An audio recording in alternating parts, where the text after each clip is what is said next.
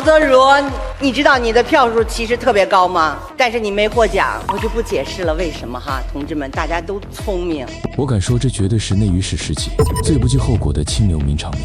在当年的某场颁奖大典上，倪萍硬是凭着一张名嘴和一身雇佣，当着台下所有人的面，直接扯下了某些大奖的遮羞布。这番贴脸开大，让陈凯歌、冯小刚这些高高在上的圈内大佬在台下坐立难安。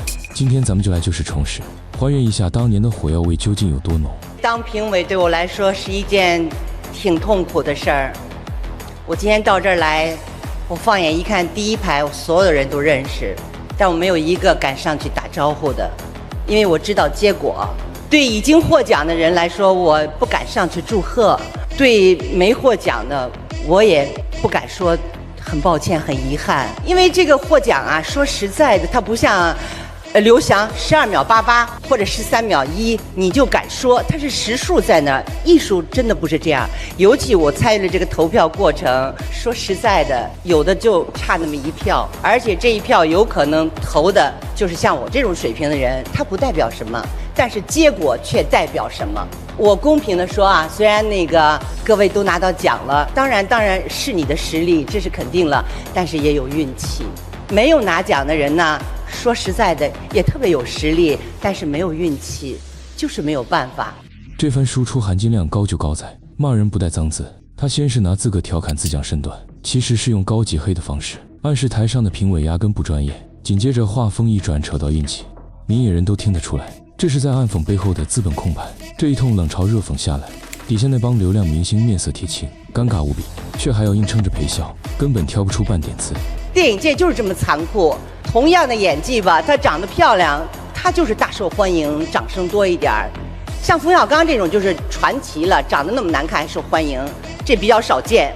不用鼓掌，我说的是真的，就是这么残酷。我这样说了，是因为我今天一介绍完，我不就下台了吗？然后有一个女就上来拉着我的手，这就是今天晚上的头一个奖，就最佳女配的那个提名人池鹏。我一看见他，我嗓子呼一下就热了。我心想，你还傻坐在这儿了，根本就没有你。但是他获得提名奖，他特别安详地坐在那儿，所有人都穿着礼服，像我这么难看的人，腰这么粗，我还穿上了。他穿个破毛衣坐在那儿，穿着胶鞋。可这还没完，倪萍的第二波攻势更加犀利。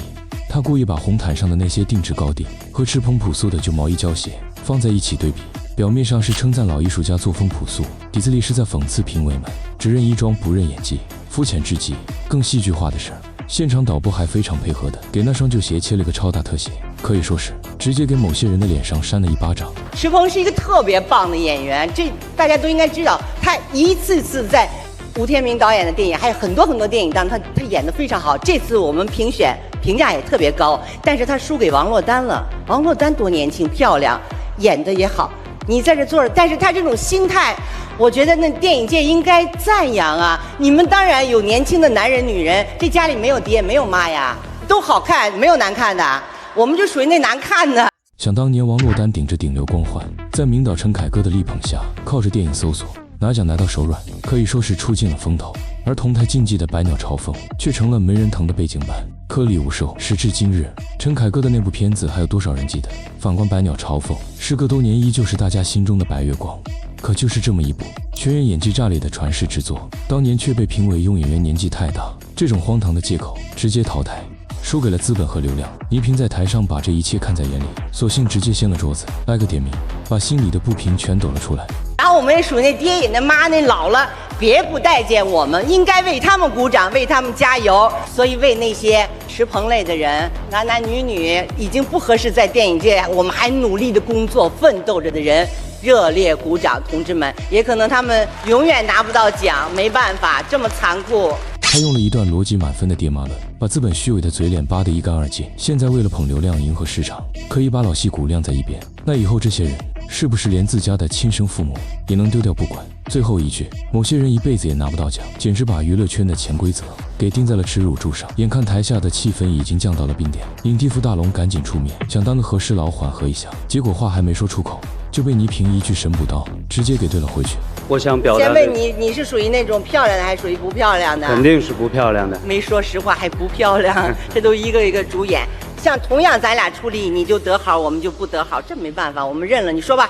傅大龙的业务能力那是公认的教科书级别，可即便强如这样的实力派，面对火力全开、战斗力爆表的倪萍，也忍不住心生退意，生怕这把火一不小心就烧到自己身上。最后，聪明的傅大龙也只能识趣的选择闭嘴，暂避锋芒。陶泽如，你知道你的票数其实特别高吗？但是你没获奖。你的2部影片《百鸟朝凤》和《哺乳期的女人》都演得特别精彩。当你脱光了衣服跑的时候，我们的2个评委为你掉眼泪了，觉得这种奉献精神，这种为电影的执着，说老陶还要坚持多少年？但是你没有获奖，我今天不敢看你，我一直躲着你，我真的是发自内心的向你致敬，感谢你。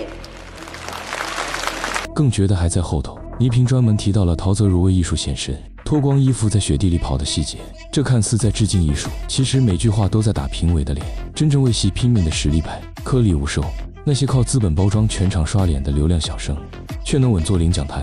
可大环境就是这么现实，哪怕是曾经的央视一姐，在绝对的资本面前同样无能为力。既然改变不了结果，他就用最顶级的语言艺术，给这股资本恶势力一记响亮的耳光。吴震云，你应该对他说，希望他坚持。真的，这一看是亲戚。他说他爱我，我说一看是亲戚。